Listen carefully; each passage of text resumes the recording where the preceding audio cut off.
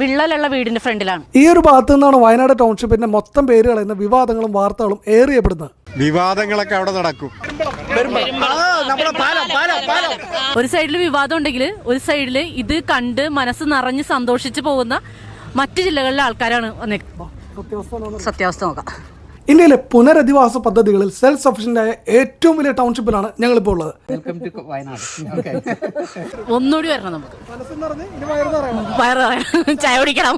അമ്പലവയലിലുള്ള ഈ ഒരു വീട്ടിലായിരുന്നു ഇന്നലെ ഞങ്ങളുടെ താമസം. വയനാട് ടൗൺഷിപ്പ് കാണാൻ വന്ന ഞങ്ങളെ മറ്റെവിടെയും റൂം പിടിപ്പിക്കാതെ ഇങ്ങോട്ട് ക്ഷണിച്ച അച്ഛന്റെ സുഹൃത്തിന്റെ വീടാണിത്. വലതുവശത്ത് നിൽക്കുന്ന സുഹൃത്തിന്റെ പേരാണ് പ്രേംരാജ്, ഇടതുവശത്ത് നിൽക്കുന്ന അദ്ദേഹത്തിന്റെ മകനാണ് തരുൺ. ചേട്ടൻ എല്ലാവർക്കും പരിചയം ഉണ്ടാവും. ചേട്ടനാണ് നമ്മുടെ പെരുമ്പളത്തെ വൈറലായ ചേട്ടനാണ്. ആ വീഡിയോ ഞങ്ങൾ ഇതിന്റെ ഒപ്പം കാണിക്കും. അതെ,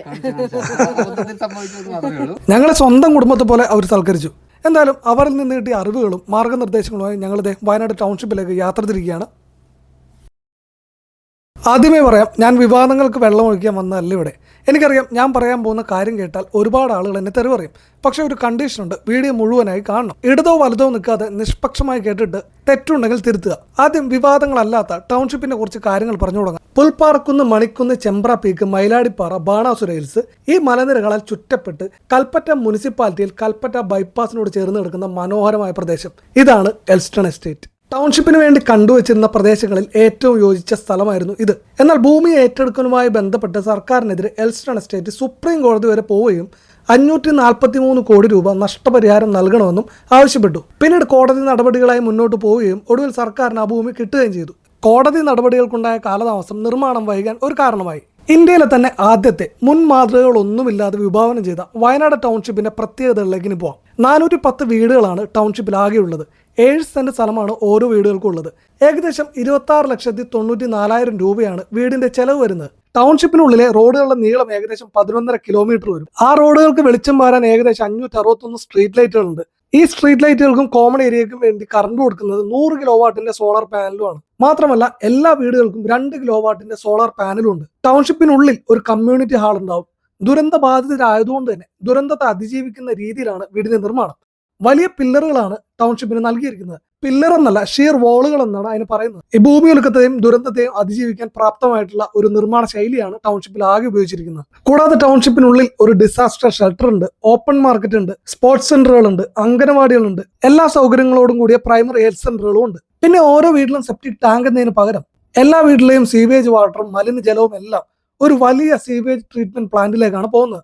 അതുപോലത്തെ വലിയ 10 സീവേജ് ട്രീറ്റ്മെന്റ് പ്ലാന്റുകൾ ഈ വയനാട് ടൗൺഷിപ്പിലുണ്ട്. കൂടാതെ ഡ്രെയിനേജ് സംവിധാനങ്ങൾ, മലിനജലം സംസ്കരണ പ്ലാന്റ്, ഖരമാലിന്യ സംസ്കരണം, 9.5 ലക്ഷം ലിറ്റർ ശേഷിയുള്ള ജലസംഭരണി, ഇതൊക്കെയാണ് ടൗൺഷിപ്പിന്റെ അടിസ്ഥാന സൗകര്യങ്ങൾ. ഇനി നമുക്ക് വീടിന്റെ ഉള്ളിൽ കയറി നോക്കാം. കയറുമ്പോൾ തന്നെ നല്ല ക്വാളിറ്റിയുള്ള ടാറ്റ സ്റ്റീൽ ഡോറാണ്. കജാറിയ ടൈൽസ് ആണ് ഇവിടെ വിരിച്ചിട്ടുള്ളത്. ഹാവൽസിന്റെ BLDC ഫാനുകളുണ്ട്. മാത്രമല്ല ബാത്റൂം ഫിറ്റിംഗ്സ് ഒക്കെ സെറ കമ്പനിയുടേതാണ്. ജനലുകളെല്ലാം നല്ല ക്വാളിറ്റിയുള്ള UPVC കൊണ്ടാണ് നിർമ്മിച്ചിരിക്കുന്നത്. വലിയ ലിവിംഗ് ഏരിയ, ഒരു സ്റ്റഡി റൂം ഉണ്ട്. ഈ ലിവിംഗ് റൂമിൽ വലിയ സ്പേസ് ഉള്ളതുകൊണ്ട് തന്നെ ഒരു കർട്ടനോ മറ്റോ കൊണ്ട് മറച്ചാൽ ഒരു ഡൈനിങ് കൂടിയാക്കാം. പുറത്തധികം സ്ഥലം ഉള്ളതിനാൽ നടക്കാനും ചെറിയ കൃഷികളോ ചെടികളോ ഒക്കെ നടാനും സൗകര്യമുണ്ട്. പിന്നെ എടുത്തു പറയേണ്ട ഒരു കാര്യം, വാതിലുകൾക്കാണെങ്കിലും മറ്റു ഫിറ്റിംഗ്സുകൾക്കാണെങ്കിലും മിനിമം 5 വർഷം അല്ലെങ്കിൽ 10 വർഷം വാറന്റിയും എല്ലാ കമ്പനികളും കൊടുക്കുന്നുണ്ട്. 2 ബെഡ്റൂമുകൾ ഉള്ളതിൽ മാസ്റ്റർ ബെഡ്റൂമിൽ അറ്റാച്ച്ഡ് ബാത്റൂമും പിന്നെ ഒരു കോമൺ ബാത്റൂമുമാണ് ഇതിൽ വരുന്നത്. ഇതൊക്കെ ഉണ്ടെങ്കിലും എന്തുകൊണ്ടാണ് ഇത് ഇത്ര വൈകുന്നതെന്നല്ല അടുത്ത ചോദ്യം. അതിന് പ്രധാന കാരണം ഇതിന്റെ വലിപ്പമാണ്. മറ്റൊന്ന് തൊഴിലാളി ലഭ്യതക്കുറവ്. ഈ ടൗൺഷിപ്പ് കേവലം ഒരു ഭവന സമുച്ചയം മാത്രമല്ല, മറിച്ച് എല്ലാവിധ സൗകര്യങ്ങളോടും കൂടി ഒരു സ്വയം പര്യാപ്ത നഗരമോ അല്ലെങ്കിൽ ഗ്രാമമോ ആണ്. വർഷങ്ങൾ കൊണ്ട് ദുരന്തബാധിത കെട്ടിപ്പൊക്കിയ അവരുടെ ഗ്രാമങ്ങൾ വളരെ പരിമിതമായ സമയം കൊണ്ട് എല്ലാ സൗകര്യങ്ങളോടും കൂടി തീർക്കുക എന്നത് ഗവൺമെന്റ് എടുത്ത ഏറ്റവും വലിയ വെല്ലുവിളിയായിരുന്നു. മുൻ മാതൃകളൊന്നും ഇല്ലാതിരുന്നിട്ട് കൂടി ഒരു കുറവും ടൗൺഷിപ്പിൽ ഉണ്ടാവരുതെന്നതിന്റെ പിന്നിൽ പ്രവർത്തിച്ചവർക്കുണ്ടായിരുന്നു. കോടതി പ്രശ്നങ്ങളുടെ കാലതാമസം, തൊഴിലാളി ക്ഷാമം ഇവയൊക്കെ ആദ്യഘട്ട വീടുകളുടെ ഉദ്ഘാടനം വൈകാൻ കാരണമായി. വീടുകൾക്കല്ല കാലതാമസം നേരിട്ട് അടിസ്ഥാന സൗകര്യങ്ങൾക്കാണ്. ഇനി നമുക്ക് നിലവിലെ വിവാദം എന്താണെന്ന് നോക്കാം. ഈ വീടുകളെല്ലാം എല്ലാവിധ ടെസ്റ്റുകളും കഴിഞ്ഞാണ് ഗവൺമെന്റ് ഏറ്റെടുക്കുകയുള്ളൂ. അത്തരത്തിലുള്ള ഒരു ടെസ്റ്റ് ആയിരുന്നു പോണ്ടിംഗ് ടെസ്റ്റ്. വാർത്ത കഴിഞ്ഞ വീട്ടിൽ ഏതെങ്കിലും തരത്തിലുള്ള വിള്ളലോ വാട്ടർ ഷ്രിങ്കേജോ ഉണ്ടാവുമെന്നറിയാനുള്ള ടെസ്റ്റ്. ആ ഒരു ടെസ്റ്റിലാണ് വിവാദത്തിനിടയായി ചോർന്നൊലിക്കുന്ന എന്ന തലക്കെട്ടോടുകൂടി ടൗൺഷിപ്പിന്റെ ആകെ ശോഭ എടുത്തുന്ന വിവാദോത്സവം ഉണ്ടായത്. എന്തിനാണ് ടെസ്റ്റ് ചെയ്യുന്നത്? ലീക്ക് ഉണ്ടോ എന്നറിയാം. യെസ്, ലീക്ക് ഉണ്ട്. സത്യത്തിൽ എല്ലാവിധ ടെസ്റ്റുകളും വിജയിച്ചാൽ മാത്രമേ വീട് കൈമാറാൻ സാധിക്കൂ എന്ന നിയമമുണ്ട്. ടെസ്റ്റിൽ പരാജയപ്പെട്ട വീട്ടിലിട്ട മാർക്കാണ് ആ വരകൾ. പിന്നെ ഇവിടെ എടുത്തു പറയേണ്ട ഒരു കാര്യം ഡിഫക്ട് ലയബിലിറ്റി എന്നൊരു സംഗതിയുണ്ട്. അതായത്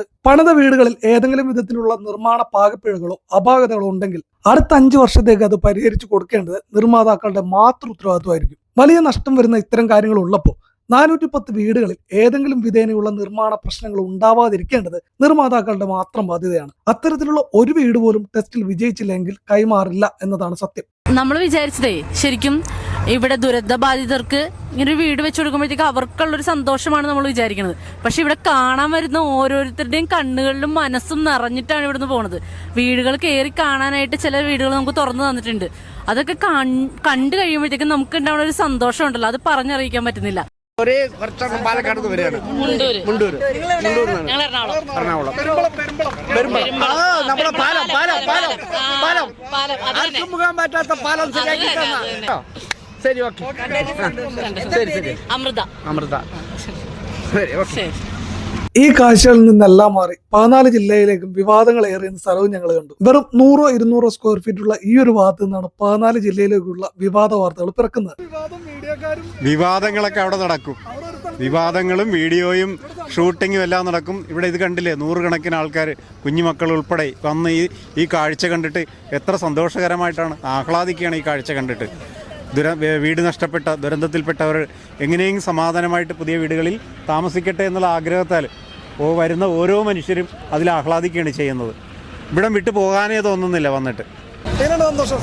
അടിപൊളി, ഒന്നും പറയാനല്ല, സൂപ്പർ. നമുക്ക് തിരിച്ചു പോകണ്ടേ? മനസ്സ് നിറഞ്ഞ്, ശരിക്കും നിറഞ്ഞ്. ഇനി ഇവിടെ ഇതൊക്കെ പൂർത്തിയായിട്ട് ഇവരെല്ലാവർക്കും താമസിക്കുമ്പോഴത്തേക്കും നമുക്കൊന്ന് വരാം, ഒന്നുകൂടി വരണം. നമുക്ക് ചായ കുടിക്കണം. കൂടാതെ മുസ്ലിം ലീഗിന്റെ പൂർത്തിയായ 51 വീടുകൾക്ക് തീർച്ചയായും കൈയടി കൊടുക്കണം. അവരത് അർഹിക്കുന്നുണ്ട്. പക്ഷെ അത്തരം ഭവന സമുച്ചയം പോലെ അല്ല ഒരു ടൗൺഷിപ്പ് നിർമ്മിക്കുന്നത്. ഒരു ടൗൺഷിപ്പിലേക്കോ ഗ്രാമത്തിലേക്കോ വേണ്ട അടിസ്ഥാന സൗകര്യ വികസനങ്ങൾ വീട് പണിയുന്നതിനോടൊപ്പം തന്നെ ഇത്രയധികം സ്ഥലത്ത് തൊഴിലാളി പരിമിതികൾ കൊണ്ടും സമയപരിമിതി കൊണ്ടും തീർക്കേണ്ടതാണ്. നമ്മുടെ ഇന്ത്യയിൽ തന്നെ വലിയ മാതൃക ആയേക്കാവുന്ന വയനാട്ടിലെ ടൗൺഷിപ്പിലെ ഒരു വീട്ടിലെ ഒരു ചെറിയ ചോർച്ചയെ 2-3 ആഴ്ചയായി വിവാദമാക്കി നിർത്തിയിരിക്കുകയാണ്. ആ ഒരു വീട്ടിൽ നിന്ന് മാറിയാൽ സാധാരണക്കാരായ ജനങ്ങൾക്ക് അതൊന്നും അറിയേണ്ട കാര്യമില്ല. അവർ വീടുകൾ കാണുന്നു, സന്തോഷിക്കുന്നു, സംതൃപ്തി അടയുന്നു. ഇത്തരം ചെറിയ കാര്യങ്ങളൊക്കെ വലിയ വിവാദമാക്കി നിർത്തുന്നത് ദുരന്തബാധിതരെ അപമാനിക്കുന്നതിന് തുല്യവുമാണ്. ഇവിടേക്ക് വന്നാൽ മാത്രമേ നമുക്ക് ടൗൺഷിപ്പിന്റെ വലിപ്പം അറിയാൻ സാധിക്കൂ. തീർച്ചയായും ഒരവസരം കിട്ടിയാൽ ഇവിടെ വരിക, ഇവിടേക്കൊന്ന് കാണണം. ചുരുക്കി പറഞ്ഞാൽ 100 കൈമാറിയാലും 10 വീട് കൈമാറിയാലും അടിസ്ഥാന സൗകര്യ വികസനങ്ങൾ തീർത്താലേ ഇതൊരു ടൗൺഷിപ്പ് ആവുകയുള്ളൂ. ഏത് ഗവൺമെന്റ് ആണെങ്കിലും ടൗൺഷിപ്പ് പോലൊരു സംവിധാനം ആദ്യമായി നിർമ്മിക്കുന്നതിന്റെ പോരായ്മകളും സമയപരിമിതിയും ഉണ്ടാവും. പക്ഷെ 5 മിനിറ്റത്തെ വാർത്തയ്ക്ക് വേണ്ടി ടൗൺഷിപ്പ് ആകെ എഴുതി കാണിക്കുന്നത് ശരിയല്ല എന്ന് ഇവിടെ വന്ന് കണ്ടപ്പോൾ തോന്നി. ഭാവിയിൽ ഒരു ടൂറിസ്റ്റ് ഡെസ്റ്റിനേഷൻ ആവാൻ ചാൻസ് ഉള്ളതുകൊണ്ട് പബ്ലിക് ടോയ്ലറ്റുകൾ വരെ ഇതിനുള്ളിൽ ഉണ്ടാവും എന്നുള്ളതാണ് മറ്റൊരു കാര്യം. വർഷങ്ങളോളം വയനാട്ടിലെ ജനങ്ങൾ തലമുറകളായി അധ്വാനം കൊണ്ട് കെട്ടിപ്പൊക്കിയ 3-4 ഗ്രാമങ്ങൾ 1-2 വർഷത്തിനുള്ളിൽ പൂർത്തീകരിക്കാനുള്ള പ്രയത്നമാണ് നടന്നുകൊണ്ടിരിക്കുന്നത്. സാങ്കേതികമായും പല പ്രശ്നങ്ങളും ഫേസ് ചെയ്യേണ്ടി വരും. ഒരു ഗ്രാമം അല്ലെങ്കിൽ ഒരു ടൗൺ ആണ് പുനഃസൃഷ്ടിക്കുക. അതെല്ലാവരും ഒന്ന് ഓർത്താൽ നല്ല. ടൗൺഷിപ്പ് എല്ലാം കണ്ടുകഴിഞ്ഞ് ഞങ്ങളിത് വീട്ടിലേക്ക് പോവാണ്. അപ്പോൾ ടൗൺഷിപ്പിൽ നിന്ന് Amrita and Ajith signing of.